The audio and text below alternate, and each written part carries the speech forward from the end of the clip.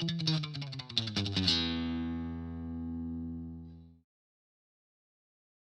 guys, thank you for tuning in to my channel, Mini Movement Man. I wanted to make a new series, and this is based on how to become a certified personal trainer, how to organize your business, what steps to take in order to get to that point where you can actually be working by yourself, training people, and making it happen.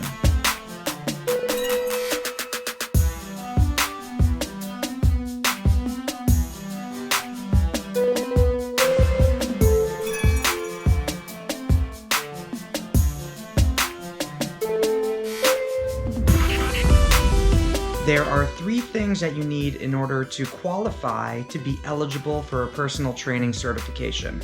First thing is you need to be 18 years or older, you need to have a high school diploma, and you need to have an active CPR card from the American Red Cross. Okay, so where to start? You want to become a certified personal trainer. The first thing that you need to do is you need to go through an accrediting company. I went through American College of Sports Medicine. There's also ACE. There's also National Academy of Sports Medicine. There's probably some other ones. If you choose any of them, really, they're all really good and they're highly sought after. That's the reason why I went with American College of Sports Medicine. What I did was I actually purchased the resource manual. Now this is ACSM's Resources for the Personal Trainer. This is the 4th edition. As of this point, maybe they have a 5th edition, I'm not quite sure. Like I said, I got my certification just about 6 years ago, coming up this December. I purchased it with a bundle. I also got the certification review. And this is a booklet that basically gives you a bunch of example questions, things that you would see on the exam. If you basically go through all the questions that are in here, you're gonna be in really good shape to take the exam, I promise you. It can kind of be a little bit daunting at first when you're reading this book. I mean, it's not the biggest book in the world, but it definitely covers a wide range of topics, and you don't quite know where to focus your attention on. So if you use this certification review guide, it really helps you focus in on the areas that you should be focusing on. Also, I got the guidelines for exercise testing and prescription. So basically, these are the national guidelines when you're doing testing on clients and prescribing exercises for people. This is a little booklet that can steer you in the right direction if you have any questions. To tell you the truth, I actually really haven't used it that much. So one thing that I will say about American College of Sports Medicine is they're definitely a great company, but they don't cover much on the movement side of things. This is an area that I am finding that I'm really passionate about. This whole movement culture, movement community. I would say like movement training is kind of the wild west of personal training at this time. If you want to learn about it, you actually need to learn from teachers like Ido Portal, even people like Yuri Marmerstein. I don't know if I just massacred your name. I'm sorry if I did, if you're watching this. Anyways, so my plan is to reach out to these people really soon and just to learn as much as I can from them.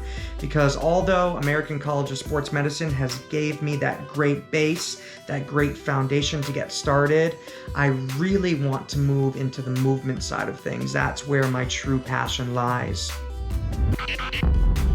So once again, if you want to become a personal trainer, you need to take an exam to get your certification. It's called your CPT, Certified Personal Trainer. You can do this through various companies. I went through American College of Sports Medicine. You can study as long as you want to. You can take the test as many times as you need to, but each time that you take the test, you are going to have to pay for it. So keep that in mind. Now, once you do get your certification through these companies, you need to recertify, and with American College of Sports Medicine, I need to accrue 35 continuing education credits every 3 years. I'm on year number 6. I've went through this process already once, and this December coming up, I actually need to recertify. So in the upcoming videos, I'm actually going to talk about what the recertification process looks like, take you through the ins and outs of just doing it and making sure that you get it done, so that way you can keep your certification and you can keep on training people. So I hope this information helps you guys out. I hope you guys are interested in learning about this side of things, the business side of things. If you have any questions, please leave them in the comments down below. If you're interested in having me as a personal trainer, I do offer online personal training, so the information for that will be in the description. Besides that, have a great day. Be kind to one another and move well. We'll see you in the next episode. This is Mini Movement Man saying peace.